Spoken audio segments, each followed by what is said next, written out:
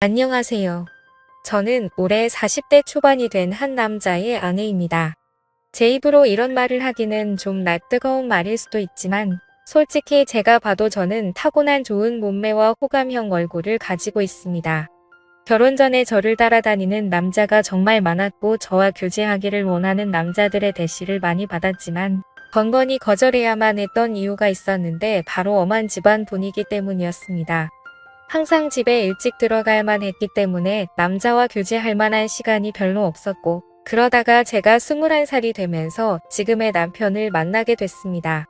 처음에 이 남자를 만났을 때는 제가 연애를 하고 있다는 사실을 집안에 비밀로 했고 어느 순간 결혼할 때가 되어서는 집안의 엄청난 반대에도 불구하고 제가 너무나도 사랑하는 사람이기에 결혼을 하게 되었습니다. 남편은 저보다 7살이 많았고 저의 첫 남자이며 부부 생활에도 아무런 문제가 없어요. 그러나 문제는 결혼을 너무 일찍 했기 때문에 저는 아직 어리고 하고 싶은 것도 많고 욕구도 많았습니다. 특히나 밖에 나가서 친구들과 만나다 보면 제가 결혼했다는 걸 상상도 하지 못하고 저에게 다가오는 남자들이 정말 많았습니다. 연락처를 좀 알려달라거나 같이 술을 마시러 가는 게 어떠냐는 말이었죠. 처음에는 그런 게 신기해서 즐기기만 했는데 어느 순간부터 그런 게 너무 많아지니까 거부감이 들었습니다. 제가 일찍 결혼해서 당시에만 하더라도 결혼한 친구가 주변에 한 명도 없었습니다. 그러다 보니 친구들이 나이트에 가서 놀았던 이야기를 한다거나 남자친구와 만나고 헤어지는 이야기를 들으면 부럽기도 하고 저도 처음에 남편을 만났을 때의 그런 설렘을 다시 한번 가지고 싶다는 생각을 하기도 했습니다. 그러다가 정말 제 인생에서 큰 사건이 하나 터지게 됐습니다. 3년간 남편만 보고 살았던 저에게 한 번의 외도로 인해 저의 인생이 180도 달라지게 됐습니다. 정말 의도적으로 바람을 피운 것은 아닙니다. 저는 실수라고 말하고 싶지만 어느 순간에는 저도 제 자신을 주체하지 못하고 있더라고요. 제가 20대 초반이었을 때 그때까지만 해도 저는 다른 남자를 만난다는 것은 범죄라고 생각했고 인간으로서 쓰레기 같은 행동이라고 생각했습니다. 그날도 여느 때와 다름없이 퇴근하는 남편을 위해 요리를 하고 있었어요. 현관문 열리는 소리에 남편을 맞이하러 달려나가니 울상을 짚고 들어와 한숨을 쉬는 남편에게 놀라서 물어봤습니다. 자기야, 무슨 일 있어? 아, 속상해. 오늘 휴대폰을 잃어버렸지 뭐야. 그 휴대폰은 산지 얼마 안 되었고 할부도 아직 많이 남아있는 상태였습니다. 저는 아쉽지만 그냥 잊어버리라고 얼마나 정신없게 일했으면 휴대폰을 다 잃어버리냐고 남편의 엉덩이를 토닥여주고 다시 하나 더 사면 된다고 위로했습니다. 그런데 문제는 그 다음 날에 남편 번호로 저에게 전화가 왔어요. 여보세요? 저희 가게에 휴대폰 맡기고 가신 가족분 되시나요? 네, 누구시죠? 어제 가게에 방문한 손님이 휴대폰을 맡기고 술을 20만원어치 먹었는데 계산도 안 하고 휴대폰을 찾아가지 않으셔서요. 여기 저장된 번호로 연락해봤어요. 저는 처음에 그 말을 듣고 남편을 의심했지만 그럴 리가 없다고 생각했기 때문에 알아보니까 누군가 휴대폰을 주워서 가게에 맡기고 외상으로 술을 먹은 것이었습니다. 가게 주인은 휴대폰을 찾아가려면 술값을 가지고 술집으로 오라는 말을 했습니다. 돈은 아깝지만 그래도 남편이 알면 좋아할 거라는 생각으로 약속한 시간에 맞춰 택시를 타고 술집을 찾아갔습니다. 그때 시간이 오후 5시 정도였는데 제가 갔을 때 그곳은 이제 막 가게를 오픈하고 있었어요. 문 앞에 주인으로 보이는 젊은 남자가 있었습니다. 휴대폰 찾으러 왔다고 말하자 가게에 있다며 지하 2층인 술집으로 저를 데리고 갔습니다. 휴대폰을 확인하자 남편 것이 맞았는데 20만원을 주기에는 너무 아까웠습니다. 솔직히 저희 남편이 잘못한 게 아니고 이걸로 술 먹은 다른 남자가 잘못한 건데 왜 그 돈을 제가 물어줘야 하나 싶더라고요. 그러다 문득 그 남자의 외모를 살펴봤습니다. 머리카락은 굉장히 길었고 통이 큰 바지를 입었으며 자기 사이즈보다 적어도 몇 개는 더 커 보이는 와이셔츠를 입어서 그런지 꼭 무슨 힙합하는 청년처럼 생겼더라고요. 걷는 걸음걸이도 껄렁껄렁하고 팔에는 문신이 보였는데 깔끔한 정장만 입는 제 남편과는 정반대의 자유로운 느낌이 많이 풍기는 사람이었습니다. 생긴 것만 보면 제가 좋아하는 얼굴상으로 제법 잘생겼지만 옥 씹는 게 영 마음에 들지 않았습니다. 저도 제가 왜 그랬는지 모르지만 갑자기 그 남자에게 한 가지 제안을 하게 되었습니다. 저기 혹시 관심 있으면 술값 20만 원치만큼 오늘 그쪽이랑 같이 시간 보내줄 수 있는데 어때요? 솔직히 이건 정말 어처구니 없는 제안이었습니다. 말하는 동시에 저는 얼굴이 빨갛게 달아올랐거든요.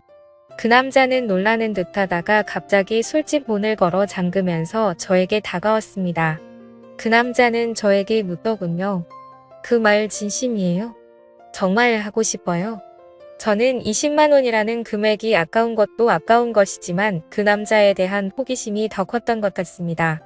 그래서 그냥 한 번쯤 시간을 보내는 건 어떨까 하는 생각이 들었던 것이죠. 저는 다시 한번 말했습니다. 진심이죠.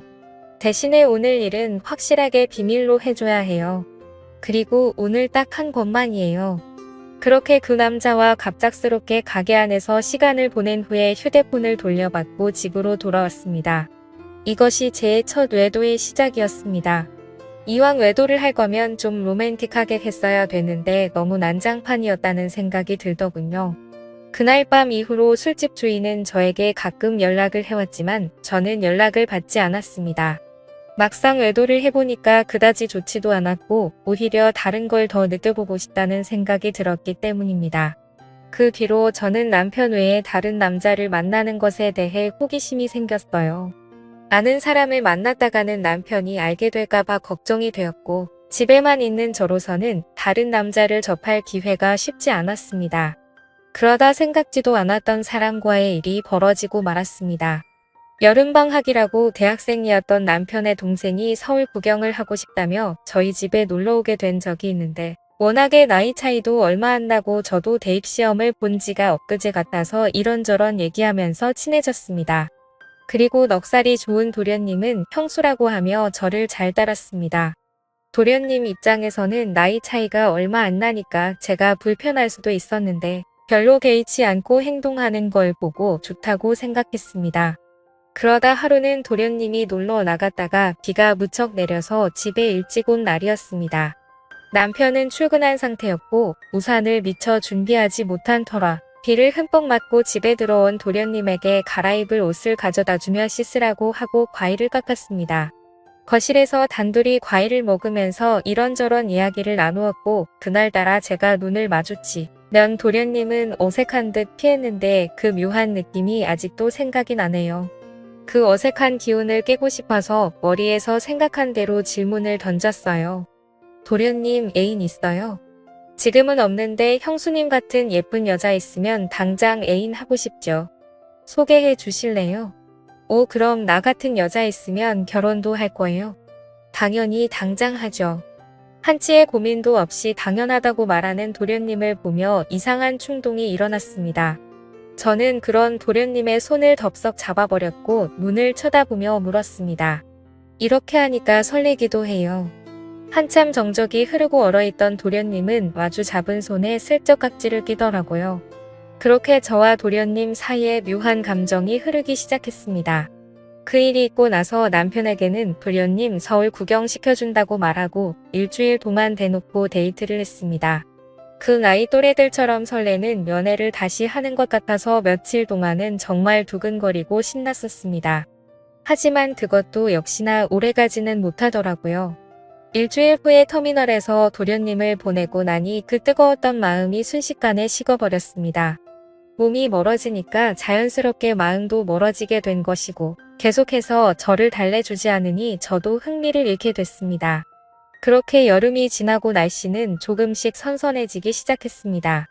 심심한 마음에 남편 몰래 휴대폰 어플로 채팅이라는 것도 해봤지만 이렇다 할 만남을 가지지는 못했습니다. 제 주변 또래 친구들은 채팅하는 어플로 친구도 많이 사귀고 연애까지 하는 애가 있던데 이상하게 저는 별 볼 일 없는 남자들만 꼬이는 것 같았습니다. 그렇게 애매하게 시간을 보내다 보니 명절이 다가왔는데요. 저희 시댁은 춘천 쪽에 있었는데 연휴 전날부터 가서 신나게 명절 음식하고 설거지하고 집안에 하나밖에 없는 며느리라 몸이 부서지도록 일을 했어요. 언제까지 며느리가 이렇게 일해야 되는 거냐고 투덜거리긴 했지만 워낙에 나이 차이가 많이 나니까 대들지도 못하겠더라고요. 명절 다음날 아침에 친정집에 가려고 준비를 하는데 시어머님이 점심을 먹고 가라고 하셨습니다. 또 내가 밥을 차려야 하나 싶어서 순간 짜증이 확 났지만 얼굴에 최대한 티를 안 내고 있었는데 남편이 너무 미적미적대는 거예요. 빨리 준비하고 출발해야 하는데 준비를 하는 둥 마는 둥 조금만 더 누워있다가 가면 안 되냐고 TV나 보고 앉아있고 정말 답답해 미치겠더라고요. 그래서 남편을 방으로 데리고 와서 밖에 들리지 않게 작은 소리로 말다툼을 했습니다. 우리 부모님도 나를 보고 싶어 한다고. 빨리 준비 안 하면 혼자서 가겠다고. 말하면서 감정이 안 좋은 채로 친정집으로 향했습니다. 남편은 친정에서도 기분이 안 좋은 티를 숨기지 못했고 저는 그럴 거면 그냥 먼저 가라고 말했습니다. 화가 난 남편은 저녁에 볼 일이 있다고 하며 먼저 집에 올라간다고 하고 올라가 버렸습니다. 무슨 일이냐는 친정엄마의 물음에 별거 아니라고 대답하고 방에 들어와 혼자서 분을 삭히고 있었습니다. 저렇게 마누라를 배려하지 못하는 남자인 줄 몰랐는데 정말 충격적이었죠. 싸우느라 못 봤던 휴대폰을 열어 메시지를 확인해 봤더니 초등학교 동창 중 한 명에게서 연락이 와 있었습니다. 동창회를 하니 꼭 나와달라는 문자였고 오늘은 술을 꼭 마셔야겠다는 생각에 서둘러 준비를 하고 초등학교 동창회에 나갔습니다. 그 자리에 나가니 이미 20명 정도가 모여 있었고 명절인데 다들 할 일도 없이 이렇게 나와서 놀고 있냐며 조상님도 없냐는 농담을 건넸습니다. 그러자 친구들은 요즘에 누가 조상님 챙기냐고 우리끼리 재미있게 잘 먹고 잘 살자면서 술이나 마시자고 하더라고요. 졸업하고도 연락을 하는 친구도 있었지만 졸업하고 나서 처음 보는 친구도 있었습니다. 그래도 초등학교 동창이라는 유대감이 있었기 때문에 편하게 대할 수 있었죠. 그 중에 눈에 띄는 친구가 한 명 있었는데 초등학교 때 어린 눈에도 도시아이처럼 깔끔했었던 제 짝꿍이었습니다. 그 아이는 피부도 하얗고 공부나 운동도 잘했기 때문에 어릴 적에 잠시나마 좋아했던 남자였어요. 제 기억상으로는 그 아이도 예뻤던 저를 좋아했었고 동네도 가까워서 자주 어울렸던 기억이 납니다. 문방구에서 같이 과자를 사 먹으면서 집에 같이 가기도 했었고 지금 생각하면 유치한 편지도 주고받았었는데 오랜만에 보니까 훨씬 더 반갑고 기분이 좋았습니다. 그 친구는 6학년 때 전학 가서 그 이후로는 처음 봤고 멀리서 봐도 어릴 적 그 모습이 상당히 많이 남아있어서 그때의 설렘이 새록새록 기억났습니다. 저는 반가워하며 그 친구 가까이 가서 말을 걸었어요. 어머 건우야. 어떻게 연락 한 번을 안 했어? 안 그래도 너 결혼했다는 말 들었는데 연락을 못 하겠더라. 그 친구와 계속해서 대화를 하면 할수록 저는 그에게 점점 빠져버리고 말았습니다. 제가 아마 결혼을 하지 않았다면 꼭 이런 남자와 연애를 했을 것 같다는 생각이 들 정도로 마음에 드는 친구였거든요. 이 친구랑 따로 나가서 술을 마시고 싶고 오늘 밤만이라도 짧게나마 설레는 감정을 느끼고 싶었지만 저는 결혼한 여자였고 그 아이가 저를 나쁜 여자로 볼까봐 신경이 쓰였어요. 술자리가 끝나갈 때쯤 애들은 하나둘씩 빠져나가기 시작했습니다. 저 역시 집에 가야 할 때가 왔어요. 제가 인사를 하고 나오자 그 남자도 따라 나왔고 택시를 잡으러 같이 걷기 시작했습니다. 슬며시 제 손을 잡아오는 그 남자를 쳐다보니 저를 보며 웃고 있더라고요. 오늘은 완전히 끝나버린 줄 알았던 설레는 감정이 다시 살아나기 시작했고 그렇게 손을 잡은 채로 저희는 한동안 말없이 걸었습니다.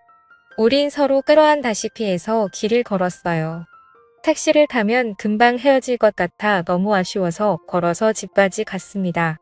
오랫동안 걷다가 도착한 저희 집 현관 앞에서 저를 물끄러미 쳐다보더니 제 볼에 뽀뽀를 하고는 부끄러운 듯 급하게 인사하며 뛰어갔습니다. 남편하고도 안 좋은 상황에서 그를 만난 건 정말 사막의 오아시스를 찾은 기분이었어요. 그 뒤로 저희는 동종 따로 만났고 제가 서울로 올라가서도 계속 연인으로 지냈습니다. 그러다 2년쯤 지났을 때 그 아이도 장가를 가게 되었고 그렇게 저희 둘의 만남은 끝이 나는 줄 알았습니다. 저도 중간중간에 다른 남자도 몇 번 만나봤고요. 하지만 정말 사랑이라 느낀 건 그 남자가 유일했던 것 같습니다. 우리는 결국 재회를 했고 40이 넘는 지금까지도 몰래 만나고 있습니다. 저의 두 번째 서방님이고 이제 더 이상의 다른 사랑은 원치 않고 두 남자만 바라보며 살아보려 합니다. 너무 어린 나이에 결혼을 한 게 문제인 걸까요? 저도 가끔씩 제가 왜 이러는지 모르겠지만 도저히 빠져나올 수가 없습니다. 솔직히 말하면 왜 빠져나와야 하는지 잘 모르겠습니다. 이렇게 어리고 아름다운 나이에 기억에 남는 연애도 못 해보고 결혼해서 답답하게 살다가 갈 바에는 이렇게 뜨겁게 사랑하는 게 더 남는 장사가 아니냐는 생각이 듭니다. 둘 중에 어떤 남자를 선택하고 싶지는 않아요. 상처 주는 여자가 되기는 싫거든요. 그냥 이렇게 두 남자를 바라보면서 사는 것도 충분히 가능해서 이렇게 살아가려고 하는데 무슨 큰 문제라도 되는 건 아니겠죠. 제 마음속에는 방이 두 개이기 때문입니다. 오늘의 사연은 여기까지입니다.